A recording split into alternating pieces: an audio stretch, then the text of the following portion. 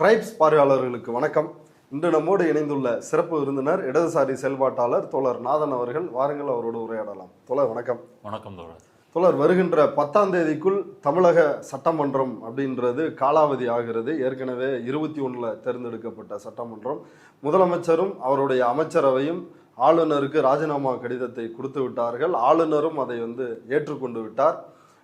புதிய அரசு அமைகின்ற வரை அவர் பொறுப்பில் நீடிக்கணும் அப்படின்னு ஆளுநர் முதலமைச்சருக்கு பணித்திருக்கிறார். இப்படிப்பட்ட சூழலில் விஜய் ஆட்சி அமைப்பாரா? ஏன்னா அவருக்கு 118 இடங்கள் தேவைப்படுது பெரும்பான்மையை நிரூபிப்பதற்கு. ஆனால் விஜய் தனிப்பெரும் கட்சியாகத்தான் உருவெடுத்திருக்கிறார். 108 இடங்கள். இன்னும் அவருக்கு 10 இடங்கள் தேவைப்படுகிறது அப்படின்னு அரசியல் வல்லுநர்கள் சொல்றாங்க. விஜய் ஆட்சி அமைப்பாரா? அவருக்கு எந்தெந்த கட்சிகள் ஆதரவு கொடுக்கும்? இப்போ காங்கிரஸ் அகில இந்திய காங்கிரஸ் கமிட்டி எங்களுடைய தலைமை முடிவு செய்தோம் அப்படின்னு அவங்க சொல்லிருக்கிறாங்க. அவங்களுக்கு 5 எம்எல்ஏக்கள் இருக்கிறாங்க. விடுதலை சிறுத்தைகள், சிபிஐ, சிபிஎம் இவங்களுக்கு மொத்தமாக தலா 2 இடங்கள்னு மொத்தம் 6 இடங்கள் இருக்குது. தேமுதிக கிட்ட 1 இடம் இருக்குது. இவங்க 3 பேருமே, திருமாவளவன், மு வீரபாண்டியன், அதே போல சண்முகம், 3 பேரும் நாங்கள் மதச்சார்பற்ற இந்த கூட்டணியில் தான், திமுக கூட்டணியில் தான் தற்போது வரை தொடர்ந்து கொண்டு இருக்கிறோம். இடதுசாரிகள் மற்றும் விடுதலை சிறுத்தைகள் நீண்ட காலமாக நாங்கள் மதசார்பற்ற அரசியல் களத்தில் இணைந்தே பயணித்து வருகிறோம். எதிர்காலத்திலும் முக்கியமான அரசியல் முடிவுகளை இணைந்தே எடுப்போம். இது குறித்து இப்போது நீங்கள் எழுப்பிய கேள்வி குறித்து நாங்கள் இதுவரை எதுவும் சிந்திக்கவில்லை, முடிவெடுக்கவில்லை அப்படின்னு இருக்கிறாங்க. பிரேமலதாவும் அதையே சொல்லி இருக்கிறார். இப்போ காங்கிரஸ் கட்சி தான் நாங்கள் மேலே என்ன உத்தரவு போடுறாங்களோ அதுபடி செயல்படுவோம் அப்படின்னு சொல்லியிருக்கிறாங்க. இன்னைக்கு கிரீஷ் சோடங்கர் அவர் தலைமையில் ஒரு ஆலோசனை கூட்டமும் 5 எம்எல்ஏக்களோட நடைபெற்று இருக்குது. இப்போ விஜய் ஆட்சி அமைப்பாரா அல்லது ஆட்சி அமைக்க முடியாத சூழல் வருமா? விஜயை பொறுத்த வரைக்கும் நேற்று அவர் நடிகர், நட்சத்திர நடிகர் அப்படின்ற இமேஜில் இருந்தார். இன்னைக்கு சக்கரவர்த்தி, மன்னர்களுக்கெல்லாம் மன்னர், அந்த மோடுக்கு போயிட்டார். நம்ம 108 ஜெயிச்சா என்ன, எல்லாம் நம்மளை தேடி வருவாங்க அப்படின்ற ஒரு மிதப்பில் இருக்கிறாரு. இப்போ தான் அவரை சுற்றி இருக்கக்கூடிய அந்த ஜால்ரா போடக்கூடிய தெருக்கூறி கூட்டம் சொல்லும், சார் அப்படி இல்லை சார், நமக்கு இன்னும் 11 பேர் வேணும், இருந்தால் தான் நம்ம ஆட்சி அமைக்க முடியும். அப்படி அதுக்கு என்ன, 11 பேர் தான் கூப்பிட்ருவோம் அப்படின்ற மாதிரி அவர் நினைக்கிறாரு. இதில் ஒவ்வொரு கட்சியாக போகலான்னு நினைக்கிறேன். ஃபஸ்ட்டு காங்கிரஸ். இன்று முதலமைச்சரை கூட்டணி கட்சி தலைவர்கள் எல்லாரும் சந்தித்தாங்கன்னா காங்கிரஸ் மட்டும் சந்திக்கவில்லை. பிரேமலதா நாளைக்கு சந்திக்கிறேன் அப்படின்னு சொல்லியிருக்கிறாங்க. காங்கிரஸை பொறுத்த வரைக்கும் இந்த தேர்தல் முடிவுகள் வந்த உடனேயே பிரவீன் சக்கரவர்த்தி நேரடியாக ஊடகங்களுக்கு பேட்டி கொடுக்கிறார். நாங்கள் ஒரு மிகப்பெரிய வாய்ப்பை இழந்து விட்டோம். நாங்கள் மட்டும் தேர்தலுக்கு முன்னாடி போய் சேர்ந்துருந்தோம்னா பெரிய நம்பர்ஸில் ஜெயிச்சிருப்போம், கூட்டணியில் நாங்கள் அமைச்சரவையிலையும் பங்கேற்றிருப்போம், ஒரு வாய்ப்பை இழந்து விட்டோம் அப்படின்னு பகிரங்கமாகவே சொல்கிறார். தாவேக்காவுக்கு என்ன பலம், என்ன ஸ்ட்ரென்த்து அப்படின்றத நான் கணித்தது அன்றிலிருந்து இன்று வரை உறுதியாக இருக்கிறேன். அது நிரூபிக்கப்பட்டு விட்டது. எங்கள் தலைவர்கிட்டையும் அதை பற்றி நான் சொல்லியிருக்கிறேன் அப்படின்னு சொன்னார். சரி, இந்த விஜய்க்கு தேவைப்படுகின்ற அந்த 11 எம்எல்ஏக்களில் நீங்கள் 5 பேர் ஆதரவு தெரிவிப்பீங்களா அப்படின்னு கேட்டதுக்கு, அது குறித்து தலைவர் ராகுல் காந்திக்கு ஒரு அறிக்கை கொடுத்துருக்குறேன், அவங்க முடிவு பண்ணுவாங்க அப்படின்னு சொல்லியிருக்கிறாரு. கிரீஷ் சோடங்கரும் அதையே தான் சொல்லியிருக்கிறாரு. இப்போது உள்ள நிலவரத்தை பற்றி நாங்கள் மேலிடத்துக்கு சொல்லியிருக்கிறோம் அப்படின்னு சொல்லி. காங்கிரஸை பொறுத்த வரைக்கும் தாவேகாவுடைய ஒரு நேச்சுரல் பார்ட்னர் அப்படின்னே சொல்லலாம். தேர்தலுக்கு முன்னாடியே மாணிக்கம் தாகூர், பிரவீன் சக்கரவர்த்தி இவங்கெல்லாம் திரும்ப திரும்ப இந்த நரேட்டிவ் செட் பண்ணிகிட்டு இருந்தாங்க. அதை தலைமை அனுமதித்தது, அவங்க ஒப்புதலோடு தான் பேசுகிறோம் அப்படின்ற முறையில் சொல்லிட்டு இருந்தாங்க. இன்னைக்குமே மாணிக்கம் தாக்கூர் வெறுப்பை கக்காதீங்க, இந்த தீர்ப்பை ஏற்றுக்கொள்ளுங்கள் அப்படின்லாம் அவர் பதிவிட்டிருக்கிறாரு. அப்போ மோடி தெரிவு செய்யப்பட்டதை அதையும் வெறுப்பை கேட்காமல் ஏற்றுக்கொள்ள வேண்டியதானே? நாங்கள் பாரதிய ஜனதாவை ஆதரிக்கிறோம்னு சொல்ல வேண்டியதானே? மோடிக்கு ஒரு நீதி, விஜய்க்கு ஒரு நீதியா? இப்போ விஜயை நம்ம ஏன் மறுக்கணும் அப்படின்னா அந்த காரணங்களை சொல்கிறோம், அதுக்கு பதில் சொல்லணும். இப்போ பிரச்சனை என்னென்னா, காங்கிரஸ் அப்படி ஆதரிப்பது சாத்தியமா இல்லையா அப்படின்றது. தேர்தலுக்கு முன்பாக விஜய் காங்கிரஸோட கூட்டணி வைத்து கொள்ளுவார் அப்படின்ற ஒரு பேச்சு அடிபட்ட பொழுது, காங்கிரஸில் இந்த 2 பேர் 3 பேர் பேசிய பொழுது விஜய் கட்சியிலேருந்து யாரும் வாயை திறக்கலை. ரொம்ப முக்கியமான விஷயம் அது. ஏன் வாயை திறக்கலை அப்படின்னு சொன்னால், பாஜகவில் கூப்பிட்டு கண்டிச்சிருக்கிறாங்க. நீ யார் வேணாலும் கூட்டணி வச்சுக்கோ, ஒன்றும் பிரச்சனை இல்லை. காங்கிரஸ் கூட மட்டும் கூட்டணி வச்சா நடக்கிறது வேற. காங்கிரஸ் இல்லாத பாரதம், அதுதான் எங்களுடைய கொள்கை. திமுக கூட கூட்டணி வச்சுக்கோ, அதிமுக கூட்டணி வச்சுக்கோ, எதில் வேணால் வச்சுக்கோ, ஆனால் காங்கிரஸுடன் வைத்துக்கொள்வதை நாங்கள் அனுமதிக்க மாட்டோம். இந்த மிரட்டினதுனால தான் இவங்க கிரீஷோடங்கரோ, மாணிக்கம் தாகூரோ, பிரவீன் சக்கரவர்த்தி எல்லாம் பேசும் பொழுது விஜய் தரப்பு அமைதியாக இருந்தது. அதை என்டார்ஸ் பண்ணலை, ஆமோதிக்கவில்லை. அதே நிலைமை இன்னைக்கு இருக்குன்னு சொல்கிறேன். காங்கிரஸ் விஜயை ஆதரிப்பது அப்படின்னு முடிவு பண்ணி விஜய் ஓகே சொல்லிட்டாலும் அமித்ஷா அனுமதி கொடுத்தால் மட்டும்தான் அது நடக்கும். அமித்ஷா அனுமதியை மீறி விஜய் காங்கிரஸை சேர்த்து கொள்ள மாட்டார், அவங்களே முன் வந்தாலும். ஏன்னா அவங்கள பொறுத்த வரைக்கும் இதில் உறுதியாக இருக்கிறாங்க. என்னுடைய கருத்து என்னன்னா, இப்போ விஜய் ஜெயிச்சு வந்திருக்கிறார். அவர் உடனடியாக ஆட்சி அமைக்கிறதுக்கு ஒரு வேணும். அதனால அமித்ஷாவே பெருந்தன்மையோட காங்கிரஸ் ஆதரித்தாலும் பரவாயில்லை, அப்படி மனமிறங்கி அருள் பாலித்தால் மட்டும்தான் காங்கிரஸ் ஆதரவை தாவேகா ஏற்றுக்கொள்ளும், விஜய் ஏற்றுக்கொள்வார். அதனால பிஜேபியோடைய அனுமதி ரொம்ப முக்கியம். அதே சமயத்தில் அவங்க அனுமதி கொடுப்பாங்க அப்படின்னு தான் நினைக்கிறேன். அடுத்ததாக இல்லை, இப்போ இதுக்கு முன்னாடியே தமிழக வெற்றி கழகம் தரப்புல இருந்து இப்போ விஜய் இன்னைக்கு சட்டமன்ற குழு தலைவராக தேர்வு செய்யப்பட்டிருக்கிறார். அந்த எம்எல்ஏக்களோட ஒருமித்த முடிவோட இப்போ காலையிலேயே அவங்க கடிதம் எழுதிடுறாங்க ஆளுநருக்கு. நாங்கள் தான் தனிப்பெரும் கட்சியாக உருவெடுத்திருக்கிறோம், எங்களை ஆட்சி அமைப்பதற்கு நீங்கள் அழைப்பு விடுக்கணும், நாங்கள் 2 வாரங்களில் எங்களுடைய பெரும்பான்மையை நாங்கள் நிரூபிப்போம் அப்படின்னு சொல்லிட்டாங்க. இந்த அப்ரோச் சரியா? முதல்ல ஆளுநர் தானே கூப்பிடுவாரு அப்படின்னு சொல்றாங்க, இல்லை இதுதான் நடைமுறையா?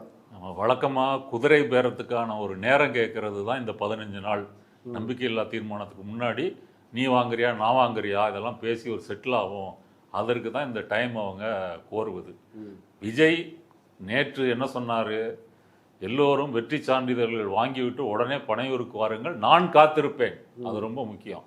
இதுக்கு முன்னாடியே ஒரு பிரச்சாரம் பண்ணும்போது, மக்கள் சந்திப்பின் போது மக்களும் நிர்வாகிகளும் காத்திருந்தாங்க.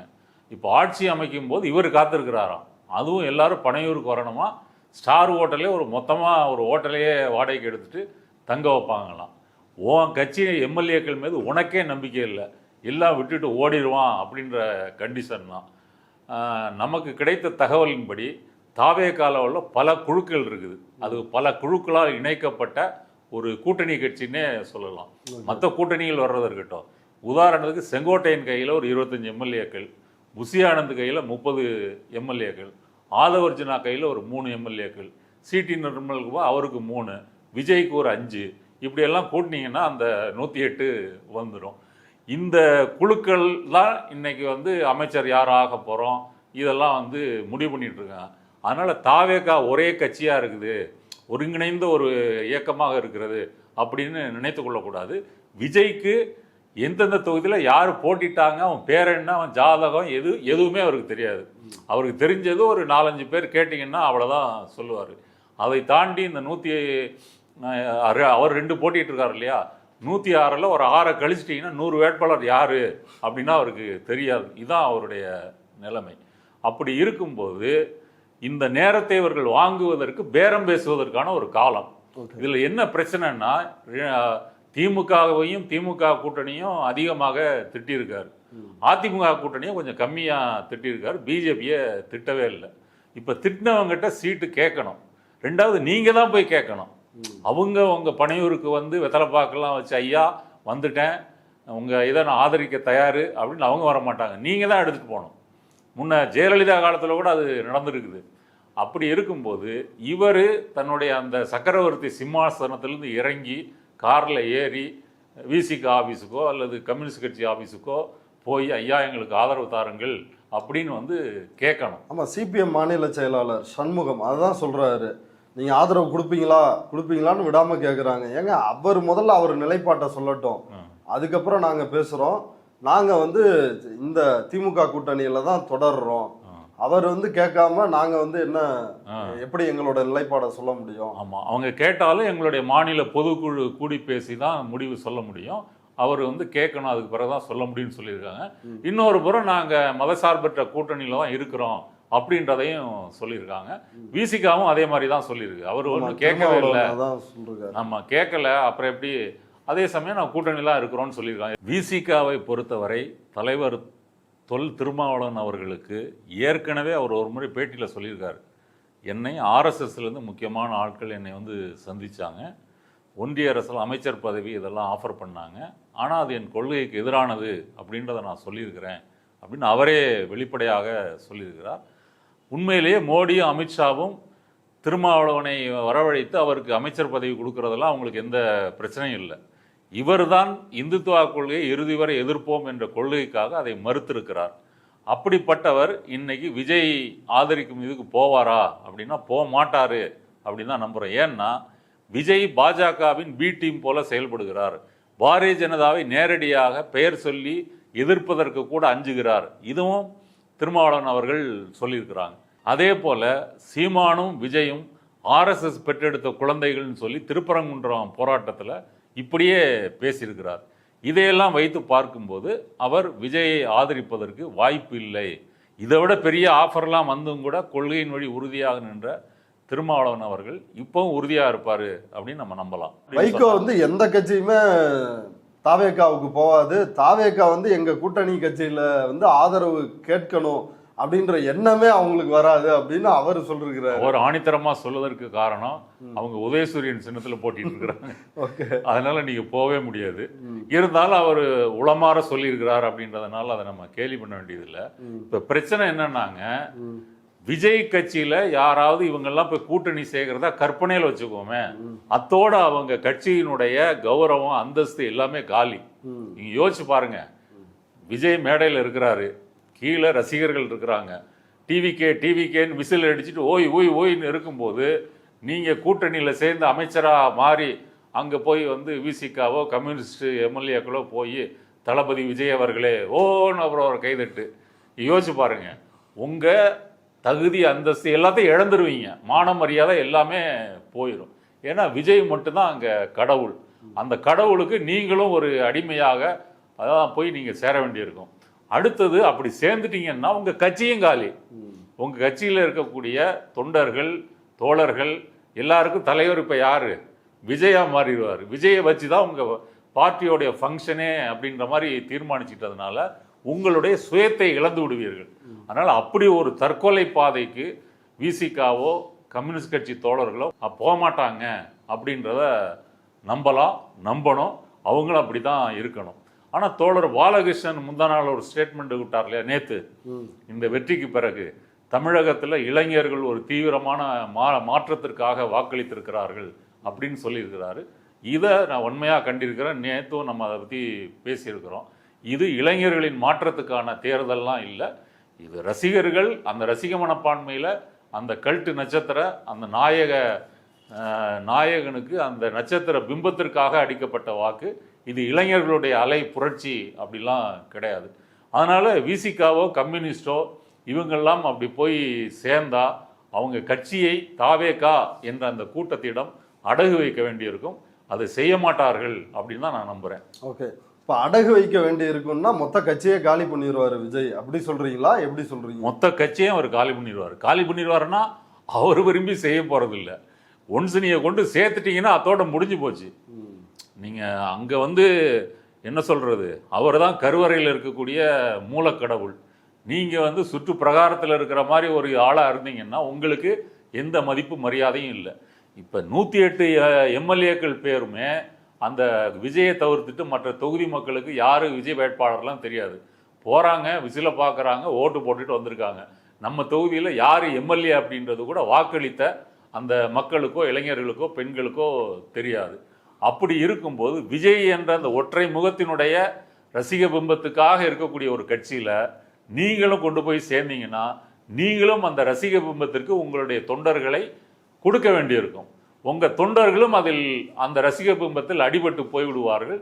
அப்போ உங்களுக்கு கம்யூனிசம், மார்க்சியம், வர்க்கம், உழைக்கும் மக்கள், ஒடுக்கப்பட்ட மக்கள், தலித் மக்கள் இந்த அடையாளங்கள் போயிடும். எல்லாம் விஜயோட ரசிகர்கள் அப்படின்ற அடையாளம் தான் வந்துடும். அதனால தான் சொல்கிறேன், இது வந்து ஒரு தற்கொலை பாதை. அப்படி நீங்கள் ஆதரிப்பதாக ஒரு கால் இவர்கள் பின்னாடி முடிவு எடுத்தாங்கன்னா, அப்படி எடுக்க மாட்டேன்னு தான் சொல்லியிருக்கிறாங்க. எடுத்தாங்கன்னா அது தற்கொலை பாதை. ஓகே, இப்போ காங்கிரஸ் அவங்க வந்து அப்படி முடிவெடுப்பதற்கு அதிக வாய்ப்புகள் இருக்கு இல்லையா? ஆமா. ஏன்னா ஏற்கனவே அந்த கூட்டணியை விரும்பி நாங்கள் இப்போ நீங்களே குறிப்பிட்டது போல ஒரு வரலாற்று வாய்ப்பை தவறவிட்டோம் அப்படின்னு தான் பிரவீன் சக்கரவர்த்தி சொல்றாரு. அப்போ அவங்க 5 பேர் ஆட்சி அமைச்சாலும் அப்படி ஒரு பெரும்பான்மை விஜய்க்கு கிடைக்க போறது இல்லை. இப்போ பாமகவுடனும் ஜானவரிகசாமி பேசிட்டு இருக்கிறாரு. அவர் தான் காங்கிரஸோடையும் பேசுறாரு, அவர் தான் பாமகவுடன் பேசிட்டு இருக்கிறாரு. அன்புமணிக்கு ஏற்கனவே அவர் வந்து 2016 மாற்றம் முன்னேற்றம் அன்புமணி அப்படின்னு ஒர்க் பண்ணதுனால நல்ல க்ளோஸ் கான்டாக்ட் உண்டு அப்படின்னு சொல்லி ஊடகங்கள் காலையிலிருந்து இந்த தகவலை வெளியிடுறாங்க. இப்போ காங்கிரஸ் அமைப்பதற்கும் வருவதற்கும் பாமக வருவதற்கும் வாய்ப்பு இருக்கா? ஒன்று. இன்னொன்று, காங்கிரஸ் வந்து தேசிய அளவில் இந்தியா கூட்டணி அப்படின்ற ஒரு கூட்டணி இருக்கு இல்லையா? இப்படி இவங்க தாவேகாவோடு இணைந்தால் திமுக அதை வந்து அக்செப்ட் பண்ணுவாங்களா? காங்கிரஸை பொறுத்த வரைக்கும் ஏற்கனவே சொல்லியிருக்கிறேன், அது பிஜேபி அனுமதிக்கணும். அது ஒரு பாயிண்ட் நம்பர் 1. அடுத்ததாக காங்கிரஸை பொறுத்த வரைக்கும் தாவேகாவோட கூட்டணி சேருவது, அமைச்சரவையில் பங்கேற்பது என்பது அவங்களுக்கு கிடைத்த ஒரு லாட்ரி பிரைஸ். ஏன் அப்படின்னு சொன்னால், கடந்த 20 ஆண்டுகளாகவே அந்த கட்சி எந்த விதமான ஒரு வளர்ச்சியோ மக்களிடையே பணி செய்யாமல் ஒரு தேக்க நிலையை அடைந்திருக்கிறது. இன்னைக்கு எம்எல்ஏக்கள் எம்பிக்கள் மட்டும்தான் இருக்கிறாங்க. அவர்கள் வெற்றி பெறுவதற்கு திமுக தான் காரணம். கன்னியாகுமரி மாதிரி ஒரு 1-2 அந்த இடங்களை தவிர்த்து விட்டு பார்த்தால் தமிழகத்தில் காங்கிரஸ் கட்சிக்குன்னு பெரிய ஓட் பேங்கு இல்லை. இரண்டாவது, கடந்த 5 வருடங்களாக இவர்கள் தங்கள் கட்சியை வளர்ப்பதற்காக எந்த ஒரு போராட்டம், இயக்கம், மாநாடு, இளைஞரணி எதுவும் இவர்கள் நடத்தவில்லை. அப்படி இருக்கும்போது விஜயோட இவங்க சேர்ந்தாங்கன்னா கூடுதல் சீட்டு கிடைக்கும் பாராளுமன்ற தேர்தலில்.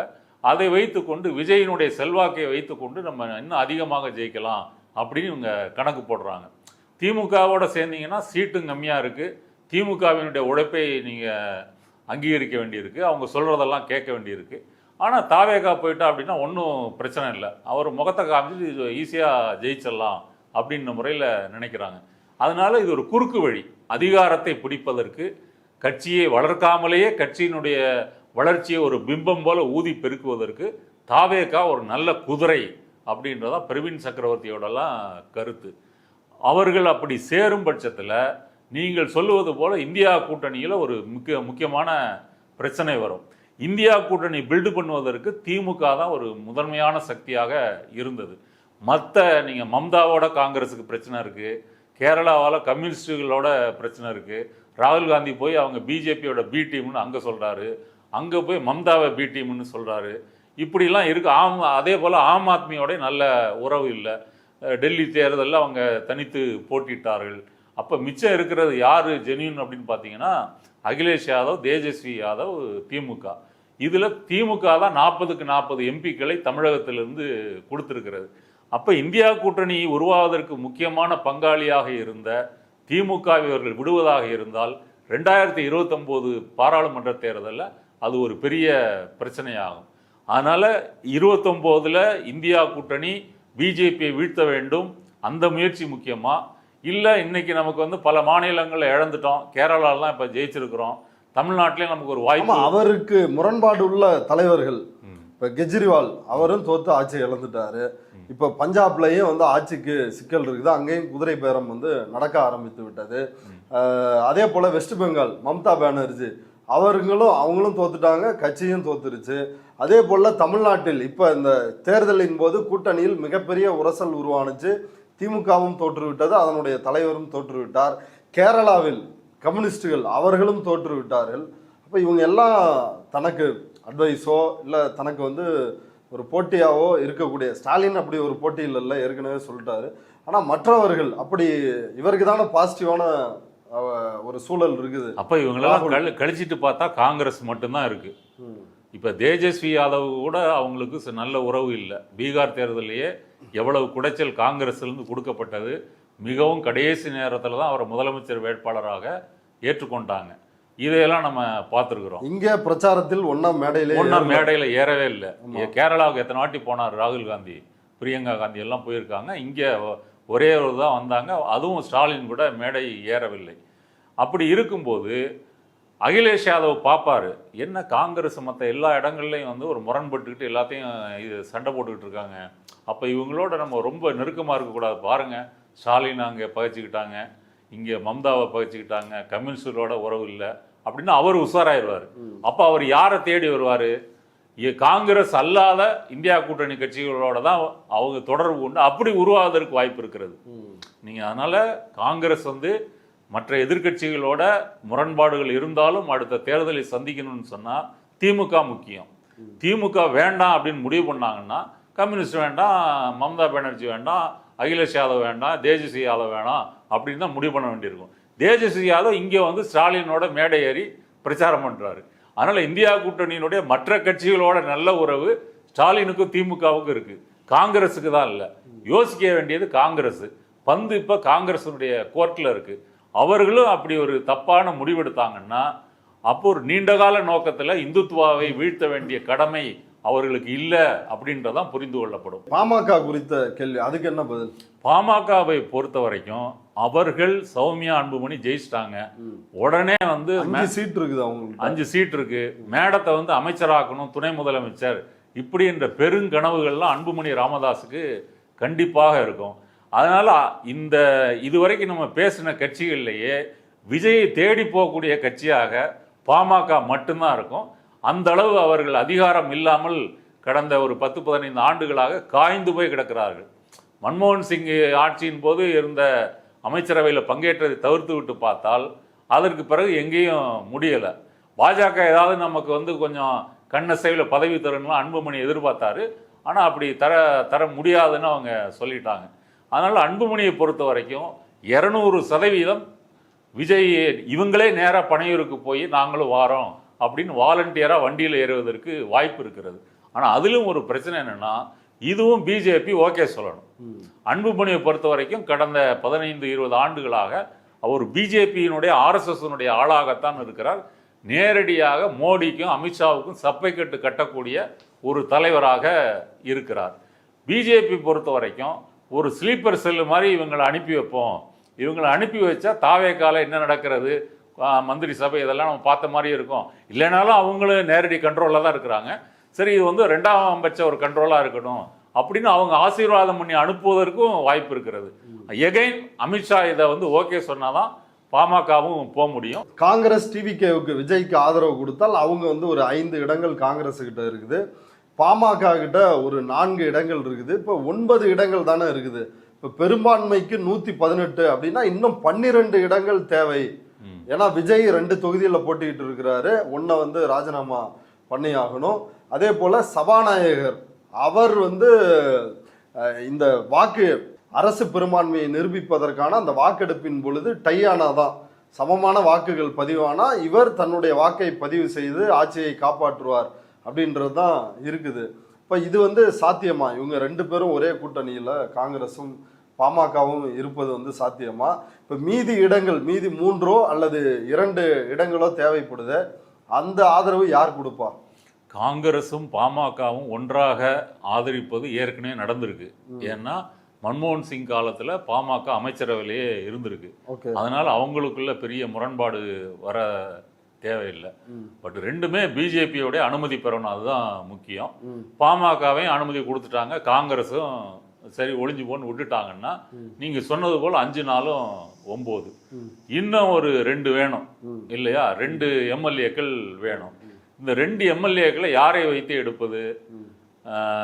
அதிமுக கூட்டணியை பொறுத்த வரைக்கும் அமமுகவுக்கு 1, தினகரன் கட்சிக்கு 1, அதன் பிறகு பாஜகவுக்கு 1. பாஜக நேரடியாக தாவேக்கா எடுத்துக்கொள்ள முடியாது, பாஜகவும் போய் சேர முடியாது. அப்புறம் விஜயனுடைய அந்த முகம் வந்து ஒரே நாளில் கலைஞ்சு போயிடும். தினகரன் கட்சி ஒரு எம்எல்ஏ போகிறதுக்கு வாய்ப்பு இருக்குது. அப்படியும் பார்த்தா 1 தேவை. அந்த 1 யாரு? எகைன் நீங்கள் திமுக கூட்டணிக்கு தான் வரணும். தேமுதிகவா? தேமுதிக பிரேமலதா என்ன சொல்லியிருக்காங்கன்னா, நாங்கள் உறுதியாக மதசார்பற்ற கூட்டணியில் தான் நீடிக்கிறோம், மற்றபடி விஜய் நாங்கள் வளர்த்த பிள்ளை, எங்கள் கேப்டன் வளர்த்த பிள்ளை அப்படின்லாம் அவங்க பேசியிருக்காங்க. 2ம் பேசியிருக்காங்க. விஜய்க்கு வாழ்த்துக்கள், நாங்கள் வளர்த்த பிள்ளை அப்படின்னு சொல்லியிருக்காங்க. மதசார்பற்ற கூட்டணியில் தான் நீடிக்கிறோம், நாளைக்கு முதல்வரை சந்திக்கிறேன் அப்படின்னும் சொல்லியிருக்காங்க. அதனால் அது அவங்க ஒரு வாய்ப்பாக வச்சுங்க, இவங்க ஒரு வாய்ப்பாக வச்சா அந்த 11 அப்படின்ற அந்த கணக்கு வந்துடுது. தினகரன் ஏற்கனவே பிஜேபியோட ஆளு தான். பிஜேபியோடைய அந்த அவங்களுடைய வற்புறுத்தலின் பேருக்கு தான் துரோகி எடப்பாடியே அவர் ஏற்றுக்கொண்டு முதலமைச்சராக பிரச்சாரமெல்லாம் செஞ்சார். பிஜேபி கேட்டுக்கொள்ளும் பட்சத்தில் அவர் போய் ஆதரவளிக்கிறது பிரச்சனை இல்லை, விஜய்க்கும் பிரச்சனை இல்லை, தினகரனோட அவருக்கு ஒன்றும் பிரச்சனை இல்லை. அப்போ மிச்சம் இருக்கிறது ஒன்று பிரேமலதா. பிரேமலதா அப்போ மற்ற தலைவர்களெல்லாம் தாவேகா கூட்டணியில் வந்து சேரமாட்டோம் அப்படின்னு முடிவெடுத்துட்டாங்கன்னா, பிரேமலதா மட்டும் எடுத்தாங்கன்னா அதுவும் சாத்தியம் இல்லை. ஏன்னா இப்போதான் நீங்கள் ராஜ்யசபா எம்பியா சுதீஷ் போயிருக்கிறாரு, திமுக ஓட்டு போட்டு போயிருக்கிறீங்க. அதுக்குள்ள நன்றி மறந்து கூட்டணிக்கு துரோகம் பண்ணிட்டீங்களேன்னு இருக்கிற ஒரு 50 ஓட்டும் உங்களுக்கு போயிடும். உங்களுடைய குட்வில் வந்து அடிவாங்கும், நற்பெயர் வந்து அடிவாங்கும். அதனால இவங்க திமுக கூட்டணி கட்சிகளை பகைத்து கொண்டு அல்லது அவங்கள அவமரியாதை செய்து கொண்டு விஜய் கட்சிக்கு போக முடியாது. அப்போ இந்த கணக்குகளை எல்லாம் பார்க்கும்போது ஒன்று இடிக்கத்தான் செய்யுது. சரி, இந்த ஒன்று அதிமுகலேருந்து பிடுங்கலாம். இப்போ செங்கோட்டையன் அதிமுகவில் தனக்கு தெரிந்த எம்எல்ஏக்களோட பேசிட்டு இருக்கிறாரு. இப்போ அதிமுகல இருந்து அங்க அதிமுகல 47 எம்எல்ஏக்கள் இருக்கிறாங்க. அதுல 2 பங்கு எம்எல்ஏக்களை அவர் பிரித்து கொண்டு வந்தால் மற்ற யார்கிட்டையும் போக தேவையில்லை, ஒரே பேக்கேஜாக இவர்களை வைத்துக் கொண்டு ஆட்சி அமைச்சிடலாம். 2 பங்குன்னா 47 எவ்வளவு வருது? அப்ப 47 எம்எல்ஏக்கள்ல 30 பேரை கலட்டி கொண்டு வந்துட்டா நீங்க நேரடியாக ஆட்சி அமைச்சிடலாம், எந்த பிரச்சனையும் இல்லை. பெரும்பான்மைக்கு அதிகமான எம்எல்ஏக்களும் கிடைப்பாங்க. அதிமுகவை பொறுத்த வரைக்கும் அவங்களுக்கு ஒன்றும் மாணவக்க ரோசெல்லாம் பார்க்குறவங்க இல்லை. எந்த காலத்திலையும் எடப்பாடி ஆனா அவங்களும் வந்து பல கேஸுகள்ல சிக்கி இருக்கிறாங்கல்ல. இப்ப வேலுமணி அதை யாராவது இனிஷியேட் பண்ணோம்னா அதுல ஒரு முக்கிய தலைவர் இருந்து அதை இனிஷியேட் பண்ணி கொண்டு வரணும்ல. இப்ப வேலுமணியோ இல்ல மற்றவர்களோ பண்ணா அவங்களும் அமித்ஷா கண்ட்ரோல் தானே, அப்படி நடக்குமா? செங்கோட்டையனுடைய இமேஜ் இப்போ பயங்கரமாக உயர்ந்திருக்கு. முதலே சொன்ன மாதிரி தாவேகா எம்எல்ஏக்கள் உள்ள குழுக்களில் ஒரு சைசபிளான எம்எல்ஏக்கள் அவர் கண்ட்ரோலில் இருக்கிறாங்க. அப்படி இருக்கும்போது அதிமுகவில் பழைய நண்பர்கள் அப்படின்ற முறையில் அவர் பேசும்போது அவருக்கு ஒரு தனி மரியாதை இருக்கும். இப்போ எடப்பாடிக்கு என்ன பிரச்சனைனா, ஏற்கனவே 12 தோல்வியா? ஆமாம், 12 இப்போ 13 தோல்வி பழனிசாமியா ஆயிட்டாரு. அப்படி இருக்கும்போது அவர் பொதுச் செயலாளராக நீடிக்கலாமே தவிர எம்எல்ஏக்கள் எல்லாரையும் அவர் கண்ட்ரோலில் வைத்திருப்பது என்பது சிரமம். அதிமுக எம்எல்ஏக்களை பொறுத்த வரைக்கும் இது வந்து ஒரு அவங்க லைஃப் டைமில் கிடைக்கக்கூடிய ஒரு பெரிய லாட்ரி ப்ரைஸு. போய் சேர்ந்தாங்கன்னா 5 எம்எல்ஏக்கு ஒரு அமைச்சர், அது நீங்கள் அந்த அமைச்சரை வச்சு நீங்கள் பார்த்துக்கலாம் அப்படின்னு சொல்லிட்டா முடிஞ்சு போச்சு. அதனால் இது அவர் முயற்சி செய்வார். நீங்கள் சொன்னது போல் அமித்ஷா இதற்கு வந்து தடை போடுவார், அவர் அதிமுகவை உடைப்பதை விரும்புவாரா அப்படின்னு கேட்டீங்கன்னா கண்டிப்பாக விரும்புவார். ஏன் அப்படின்னா அதிமுக உடைந்து அந்த இடத்தை நம்ம வந்து எடுத்துக்கணும் அப்படின்றத இந்த தேர்தலில் ஒண்ணுமே இல்லைன்னு ஆயிருச்சு. பிஜேபி வந்திருக்காங்க இல்ல ஆயிருச்சு. இருந்தாலும் அதிமுகவை இன்னும் பலவீனமாக்குவது அவங்கள பொறுத்த வரைக்கும் அந்த நீண்டகால நோக்கத்துல இருக்கு. அந்த முறையில கூட இதுக்கு அமித்ஷா ஓகே அப்படின்னு சொல்லி இது படிஞ்சு வந்ததுன்னா எடப்பாடிக்கும் வேலுமணிக்கும் ஆப்படிச்சுட்டு, செங்கோட்டையன் வந்து எடப்பாடிக்கும் வேலுமணிக்கும் ஒரு ஆப்படிச்சுட்டு 30 பேரை கலட்டி கொண்டு வந்துட்டாங்கன்னா 108 30க்கு சேர்த்தீங்கன்னா 138 ஒரு பெரிய பெரும்பான்மை நம்பர் வந்து வந்துடும். ஆனா நடைமுறைக்கு ரொம்ப சிக்கல் இருக்கு. நீங்க சொன்னது மாதிரி பாலிடிக்ஸ்ல கைது இருந்தவர் அமித்ஷா தான். ஆமா, இந்தியாவில். ஆமா. அதனால அவருக்கே ஒரு ஆட்டம் காமிக்கணும் அப்படின்னா அது வந்து கொஞ்சம் சிரமம் தான். இதெல்லாம் ஒரு யூகத்தின் அடிப்படையில பேசுறோம். இல்ல காலையிலே ஊடகங்கள் வந்து கிங் மேக்கர் ஆவாரா எடப்பாடி பழனிசாமி அப்படின்னு போட்டுட்டு இருக்கிறாங்க, அவரு ஆதரவு கொடுப்பாரா அப்படின்னு. அப்படி ஆதரவு எடப்பாடியே முன் வந்து கொடுத்தாலோ அல்லது நீங்க சொல்ற மாதிரி 30 எம்எல்ஏக்களை வந்து அதிமுகவில் இருந்து கொண்டு வந்து சேர்த்தாலோ விஜய் ஆட்சி அப்படின்றது ஒரு கிரெடிபிளா இருக்குமா மக்கள் பார்வையில? இல்ல அது அவங்களுக்கு ஆட்சியை பத்தி எல்லாம் பிரச்சனை இல்லையே. அவரு சக்கரவர்த்தியா அரியணையில் இருக்கணும், எல்லா இடங்களும் விஜய் படம் இருக்கணும், விஜய்ன்னு சொல்லணும், தளபதின்னு சொல்லணும், அவ்வளவுதான் அவருக்கு வேணும். மற்றபடி ஆட்சி எப்படி நடக்குது என்ன அதெல்லாம் அதிகாரிகள் பார்த்துக்குவாங்க, ஐபிஎஸ் அதிகாரிகள் பார்த்துக்குவாங்க. அதை பத்தி அவருக்கு ஒன்றும் பெரிய பிரச்சனை இல்லை. இப்போதைக்கு ஒரு முதலமைச்சராக அமரணும், இதை தாண்டி அவருக்கு பெரிய நோக்கமெல்லாம் இல்லை. அவர் கொடுத்துருக்கிற வாக்குறுதிகள்லாம் வந்து நிறைவேற்ற முடியலன்னா திமுக சதி 10 லட்சம் கடை வாங்கி வச்சிருக்கிறாங்க ஒன்றும் பண்ண முடியலன்னு சொன்னால் அதையும் நம்புறதுக்கு மக்கள் இருக்கிறாங்க, அது பிரச்சனை இல்லை. இப்போதைக்கு உடனடியாக ஆட்சி கட்டில் ஏற வேணும், பெரும்பான்மையை நிரூபிக்கணும். இதுதான் விஜய் முன்னாடி இருக்கக்கூடிய பிரச்சனை. அப்போ இது வரைக்கும் நம்ம பேசுகிற எல்லா கணக்குகளையும் போட்டு பார்த்தா எல்லாத்துக்குமே விஜய் வந்து கடுமையாக உழைக்க வேண்டியிருக்கு. அவர் பிரச்சாரத்துக்கு வேணால் சோம்பேறித்தனமாக ரத்து பண்ணிட்டு வீட்டில் ஓய்வெடுக்கலாமே தவிர இதுக்கு அப்படிலாம் இருக்க முடியாது. நீங்க புஷி ஆனந்த் ஆதவர்ஜுனாலாம் அனுப்புனீங்கன்னா மக்கள் ஒத்துக்க மாட்டாங்க. தலைவரை தான் வந்து சந்திக்கணும். அதுவும் வீடு வந்து பாமகவோட இணைந்தால் வந்து ஏற்றுக்கொள்வார்களா? அதுவும் இருக்கு கேள்வி. பாஜகவோடு இணைந்தால் ஏற்றுக்கொள்ள மாட்டார்கள், பாமகவோடு இணைந்தால் ஏற்றுக்கொள்வார்கள். ஏன் ஏற்றுக்கொள்ள மாட்டார்கள்? அது வந்து ஒரு சாதியவாத கட்சி. இவர் வந்து ஒரு பிளவுவாத அரசியலை நாங்கள் எதிர்க்கிறோம், சாதி மத அரசியலை எதிர்க்கிறோம் அப்படியெல்லாம் பேசியிருக்கிறாருல்ல. இல்ல, இவரே சாதி மதம் பார்த்து தானே வேட்பாளர்களை போட்டிருக்காரு. யார இப்ப அருண்ராஜை திருச்செங்கோடுல நிறுத்துறதுக்கு என்ன காரணம்? சாதி. சிடி நிர்மல்குமாரை திருப்பரங்குன்றத்தில் நிறுத்துறதுக்கு என்ன காரணம்? சாதி. மயிலாப்பூர்ல வெங்கட்ராமன், அதுவும் சாதி தான். இவரே திருச்சி கிழக்கில் நின்றதுக்கு சாதி தான். அப்ப சாதிகளை எங்க கடந்துட்டாரு? அப்ப சாதிகளை வைத்து கொண்டுதான் இவர் வேட்பாளர்களை தீர்மானிக்கிறார். அப்படிதான் செஞ்சிருக்கிறாரு. அப்படி இருக்கும்போது பாமக வருவது ஒண்ணு இவருக்கு ஒன்றும் பெரிய இதெல்லாம் ஏற்படுத்தி போறதில்லை, யாரும் அப்படி சொல்ல போறதும் இல்லை. அதனால பாமக இப்போதைக்கு உங்களுக்கு 11 பேர் வேணுங்க. அதில் பாமக வந்தா என்ன, விசிக வந்தானே, கம்யூனிஸ்ட் வந்தானே, காங்கிரஸ் வந்தானே, யார் வேணா நீங்க வாங்க ஆதரிங்க, எங்களுக்கு தேவை 11. அதனால அவங்க கண்ணுக்கு 11 நம்பர் தான் தெரியுது. அதில் ஆராய்ச்சிலாம், கொள்கை ஆராய்ச்சிலாம் அவங்க பண்ண மாட்டாங்க. அதற்கான நேரமும் இல்லை. இனி 15 நாளைக்குள்ள பெரும்பான்மை நிரூபிக்கணும். இதுதான் அவங்களுடைய உடனடி அஜெண்டா. அதனால பாமக வந்து அலர்ஜி அப்படின்ற கருத்ததெல்லாம் விஜய் கட்சியில கொஞ்சம் கூட கிடையாது. தகவல் அப்படின்றதுதான் விஜய் கட்சியை பத்தின செய்தியை. இப்ப நாளை மறுநாள் வந்து விஜய் பதவியேற்க இருக்கிறாரு. அதற்கு அவரோட ஒரு அமைச்சரவையும் வந்து பதவியேற்குது. செங்கோட்டையன், ஆதவ அர்ஜுனா, இப்படி ஒரு பட்டியல் வந்து சொல்றாங்க. ராஜ்மோகன், அப்புறம் விஎஸ் பாபு அவரையும் கூட சொல்றாங்க. இப்படி ஒரு அமைச்சரவை வந்து பதவியேற்க இருக்குது. நேரு ஸ்டேடியத்துல தான் இந்த பதவியேற்பு விழாவே நடக்க இருக்குது அப்படின்னு வந்து சொல்றாங்க. இப்ப அப்படி பதவி ஏற்று இவர்களால் பெரும்பான்மையை நிரூபிக்க முடியவில்லை என்றால் என்ன நடக்கும்? நிரூபிக்க முடியவில்லை என்றால் சட்டசபை முடக்கப்படலாம்.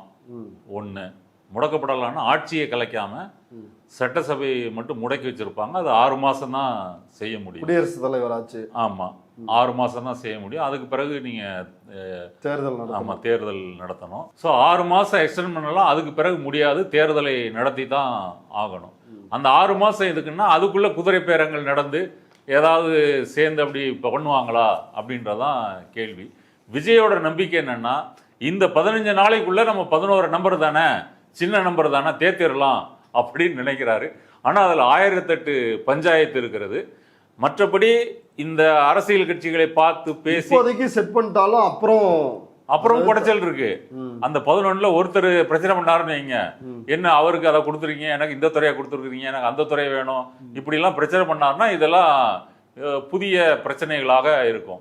விஜயை பொறுத்த வரைக்கும் ஒரு அன்டிஸ்பியூட்டட் தலைவராக, சக்கரவர்த்தியாக இருப்பதைத்தான் விரும்புவார். அப்போதான் வாழ்க்கையிலே முதல்ல நம்ம ஜெயிச்சோம், ஒரு 11 சீட்டு கூட ஜெயிச்சு தான் இந்த பிரச்சனை இல்லை அப்படின்ற மாதிரி அவர் நினைப்பார். அடுத்தது தாவேக்காவுக்குள்ளேயே இவ்வளோ கோஷ்டிகள் இருக்குல்லையே, 5-6 கோஷ்டிகள், அந்த கோஷ்டிகளும் ப்ரெஷர் போடுவாங்க. எங்கள் கோஷ்டிக்கு தான் அதிக அமைச்சர் வேணும், அதுவும் வந்து இருக்கும். கூட்டி கழித்து பார்த்தீங்கன்னா இது வந்து நம்ம சின்ன கவுண்டரில் வரக்கூடிய மரத்தடி பஞ்சாயத்து மாதிரி ஆவதற்கு நிறைய வாய்ப்பு இருக்கிறது. ஆனால் சின்ன கவுண்டர் மாதிரி இங்கே சத்தியத்திற்கு கட்டுப்பட்ட கூட்டம் இல்லை. யாரெல்லாம் சந்தர்ப்பமாக எவ்வளோ ஆதாயம் அடைய முடியும் அப்படின்ற முறையெல்லாம் இந்த கூட்டம் நடக்குது. அதனால் திமுக கூட்டணி கட்சிகள்லேருந்து வருவதற்கு காங்கிரஸை தவிர மற்ற கட்சிகள் வருவதற்கு வாய்ப்பு இல்லை. பாஜக கூட்டணியில் பாமக வருவதற்கு தயாராக இருக்கிறது. அப்புறம் 2 சீட்டு தினகரனு, தேமுதிக, இப்படி ஒரு ஆப்ஷன் இருக்குது. இதை வந்து செய்யணும். இதையும் செய்ய முடியலை அப்படின்னு சொன்னால் பிரச்சனை தான். விஜயை பொறுத்தவரை இன்னொரு தேர்தல், இன்னொரு பிரச்சாரம், அதற்கு வந்து அவர் கண்டிப்பாக வந்து நோ சொல்லிடுவார். இல்லை, இப்படி ஒருவேளை அவரால் பெரும்பான்மையை நிரூபிக்க முடியவில்லை, இல்லை ஒரு வருஷம் இப்படி கண்டினியூ ஆகுது, திரும்பவும் அவரால் பெரும்பான்மை நம்பிக்கையில்லா தீர்மானம் ஏதாவது கொண்டு வரப்பட்டால் திரும்ப அவர் தோற்கடிக்கப்படுகிறார் அப்படின்னா, மீண்டும் தேர்தல் நடந்தால் நம்ம தலைவருக்கு 108 கொடுத்ததுனால தானே இந்த சிக்கல். நம்ம இந்த தடவை 150 கொடுப்போம், 200 கொடுப்போம், கூட்டணிகள் வந்து கண்டிப்பா மாறும். அப்படி விஜய் மீண்டும் தனிப்பெரும் கட்சியாக, மெஜாரிட்டி உள்ள கட்சியா உருவெடுக்க வாய்ப்பு இருக்கா? அது எப்படி இருக்கும்? நீங்க ஒரு தடவை விழுந்துட்டா அவ்வளவுதானா? இல்ல நீங்க சொல்வது போல கூட்டணி கணக்குகள்லாம் மாறி சேர்ந்து புதுசா ஒரு அணி அமைக்கிறாங்க அப்படின்னா, இப்ப நம்ம பேசிட்டு இருக்கிற எல்லா பஞ்சாயத்தும் அப்பவும் உண்டு. விஜயோட கூட்டணி வச்சிட்டீங்கன்னா உங்களுக்கு அடையாளம் இல்லை. விசில் சின்னம் மாதிரி உங்கள் சின்னம் விஜய்க்காக அவங்க ஓட்டு போடுறாங்க இப்படின்றது மட்டும்தான் போய் சேரும். கட்சிகள் காணாமல் போயிடும். அப்போவும் இந்த ஐடென்டிட்டி கிரைசிஸ் வந்து இருக்குது. அதனால் கட்சிகள் யோசிப்பாங்க, இப்போ விஜயினுடைய முகம் செல்வாக்கு இதற்காகத்தானே விழுந்துச்சு, வேட்பாளருக்கு விழலை அப்படின்றது அவங்களுக்கு தெரியுன்றதுனால எந்த கட்சியும் தன் கட்சி வளரும்னு நினைக்கக்கூடிய யாரும் அப்படி அடகு வைப்பாங்களா அப்படின்றது கேள்விக்குறி. அதனால் ஒரு கால் பெரும்பான்மை நிரூபிக்க முடியலைன்னு சொன்னால் இந்த 6 மாத குடியரசு தலைவருடைய ஆட்சி டைம் இருக்கு இல்லையா, அந்த டைமில் ஏதாவது பேசலாம். ஒரு கால் அதிமுக வந்து திமுகவை தாவேக்காவும் எதிர்க்கிறது, நம்மளும் எதிர்க்கிறோம், அதனால நாங்கள் வெளியிலிருந்து ஆதரவு தருகிறோம் அப்படின்ற மாதிரி தற்காலிகமாக ஏதாவது ஒரு உடன்பாட்டுக்கு கூட வரலாம். அப்படி வந்ததுன்னா எடப்பாடி ஒரு கிங் மேக்கர் ஆயிடுவார்ல. என்னெல்லாம் நீ பேசுன, ஊழல் சக்தின்னா அது இதுன்னு, ஜெயலலிதா கட்சியை இன்னைக்கு இப்படி ஆகிப்போச்சு, அதிமுக தொண்டர்கள்லாம் தாவேக்கா வந்துட்டாங்கன்னு ஆதவர்ஜனா பேசுறாரு, இதெல்லாம் பேசி இன்னைக்கு என் காலில் விழுற பார்த்தியா அப்படின்னு கெத்து காட்டுறதுக்கு கூட எடப்பாடி அந்த முடிவு எடுக்கலாம். இது எல்லாத்துக்குமே வாய்ப்பு இருக்கு. ஏன் அப்படின்னு சொன்னால் உடனடியாக இன்னொரு தேர்தல் வருவதை அதிமுகவோ தாவேக்காவோ இந்த கூட்டணி கட்சிகளோ விரும்ப மாட்டாங்க. இப்போ நம்ம பேசிகிட்டு இருக்கிற இந்த நேரத்தில் தேர்தல் ஆணையம் அவங்க வந்து நோட்டிஃபிகேஷன் வந்து அனுப்பிச்சிருக்கிறாங்க.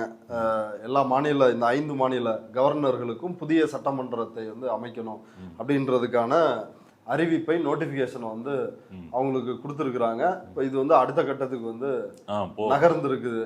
ஆமாம், அடுத்து இவங்களும் லெட்டர் கொடுத்துருக்காங்க இல்லையா? ஆமாம், விஜயும் கொடுத்துருக்காங்க. கவர்னர் கூப்பிட்டு பேசுவார், அந்த தேதியெல்லாம் முடிவு பண்ணுவாங்க, இந்த ப்ராசஸ் வந்து நடக்கும். இப்போ சுமந்த் ராமன் அவர் வந்து ஒரு பதிவு போட்டிருக்கிறாரு, விஜய் வந்து ஒரு மெஜாரிட்டி கவர்மெண்ட் அமைக்கணும் அப்படின்னு வந்து அவருக்கு எந்த தேவையும் வந்து இப்போதைக்கு இல்லை. கவர்னர் வந்து அவர் வந்து இன்வைட் பண்ணுவார், வாக்கெடுப்பு சட்டமன்றத்தில் வந்து நடக்கும். அப்போ அவருக்கு எதிராக வாக்களிக்க திமுகவும் அதிமுகவும் தயாராக இருக்க மாட்டார்கள்.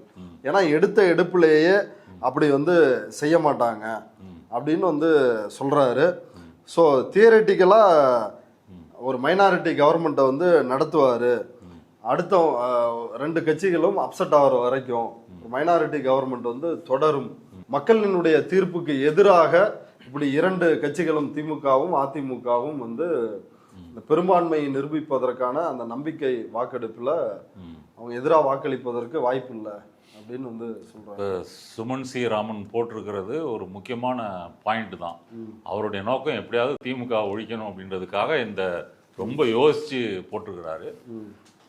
இதில் உடனடியாக அதாவது நம்ம ஆட்சி அமைப்பதற்கு திமுகவும் அதிமுகவும் ஆதரவளிக்கவில்லை, அதனால் இந்த அரசு கவிழ்ந்து விட்டது, அதனால் மீண்டும் ஒரு தேர்தல் அதை சந்திக்க வந்திருக்கிறோம், அதனால் நீங்கள் முன்பு மாதிரி இல்லாமல் எங்களுக்கு பெரும்பான்மை இடங்கள் கிடைக்கிற மாதிரி வாக்களியுங்கள் அப்படின்னு விஜய் பிரச்சாரம் பண்ணுவார் அப்படின்னு இவர் சொல்கிறாங்க. இதை அவங்க விரும்ப மாட்டாங்க. ஆமாம், அவரோட கெஸ் என்னன்னா ஃப்ளோர் டெஸ்ட் வந்து நடக்குது அப்படின்னா one group of MLAs may absent themselves to allow conference vote to pass அப்படின்னு வந்து சொல்றாரு. ஒரு குரூப் ஆஃப் எம்எல்ஏஸ் வந்து ஆப்சென்ட் ஆயிடுவாங்க.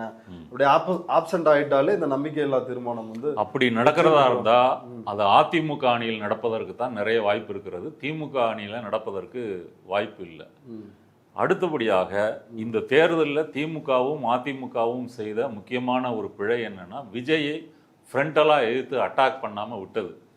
திமுகவை பொறுத்த வரைக்கும் பேசி பெரியாளாக்க வேணாம் அப்படி அவங்க, அதிமுகவை பொறுத்தவரை கூட்டணிக்கு வருவார் அப்படின்னு சொல்லி நாட்களை கடத்தி விட்டுட்டாங்க. இதற்கு மேலும் திமுகவோ அதிமுகவோ தங்களது அரசியலை தொடர வேண்டும் என்றால் விஜய் கட்சிக்கு எதிராக ஒரு நியாயமான ஒரு எதிர்ப்பு பிரச்சாரத்தை விமர்சனத்தை கொஞ்சம் கொஞ்சமாக வந்து அவங்க செய்யணும். செய்தால் மட்டும்தான் உங்கள் கட்சி வந்து இருப்பதற்கான தேவையை மக்கள்கிட்ட கொண்டு போக முடியும். நேற்று நம்ம பேசியது போல இந்த 23ஆம் புலிகேசி இம்சை அரசனுடைய அவங்களுடைய நிர்வாக திறனற்ற அந்த காமெடியை எல்லாம் தமிழகம் விரைவிலே சந்திக்க போகிறது. அந்த வாய்ப்பை அவர்கள் இழக்க மாட்டார்கள். அதில் திமுக உறுதியாக இருக்கும் அப்படின்னு நான் நினைக்கிறேன். ஆமாம், அவங்க தான் சிஎம் சொல்லிட்டாருல்ல, நாங்கள் சிறந்த எதிர்கட்சியாக செயல்படும் அப்படின்னு சொல்லிட்டாரு, தெளிவாக சொல்லிட்டாரு. அதிமுகவை பொறுத்த வரைக்கும் அப்படி ஒன்றும் சொல்லலை. இவங்க மேபி நீங்கள் சொல்கிறது போல் சுமன் சி ராமன் சொல்வது போல் அப்படி செய்வதற்கு கொஞ்சம் வாய்ப்பு இருக்குது. அப்படியே இருந்தாலும் அது ஒரு நிரந்தரமான அரேஞ்ச்மெண்ட்டாக இருக்குமா அப்படின்னு கேட்டிங்கன்னா அது இருப்பதற்கு வாய்ப்பு இல்லை. இவங்க கிங் மேக்கர் ஆயிடுவாங்க, இவங்க சொல்றத விஜய் கட்சி கேட்கணும், இவங்க சொல்லக்கூடிய நடவடிக்கைகள் அவங்க எடுக்கணும். அப்படி வந்து அது மாறிடும். எகைன் வந்து அது விஜய்க்கு சிக்கல். எப்படி திமுக அதிமுக உடனடியாக ஒரு தேர்தலுக்கு வந்தா அது விஜய்க்கு ஆதாயமா இருக்குதோ, சரி அதுல அதிமுக விஜயை ஆதரிக்குதுன்னு சொன்னா விஜய் அந்த அதிமுகவினுடைய ஆதாயத்துக்கு அது என்டிஏ ஆட்சி தானே பதிலுக்கு செய்ய வேண்டிய ஒரு கட்டுப்பாட்டுக்கு அவர் வந்துதான் ஆறணும். நீங்க சொல்ற மாதிரி என்டிஏ கூட்டணியோட ஆசி பற்றி நடக்கின்ற ஆட்சி, கொள்கை எதிரியோட சமரசம், இப்படின்ற பிரச்சனையும் வரும். இது ரெண்டுமே பிரச்சனை தான். ஓகே, பொறுத்திருந்து பார்க்கலாம் தோழர் என்ன நடக்குது அப்படின்னு. இவ்வளவு நேரம் நம்முடைய பார்வையாளர்களுக்காக நேரத்தை ஒதுக்கி கருத்துக்களை பகிர்ந்துட்டு ரொம்ப நன்றி. நன்றி.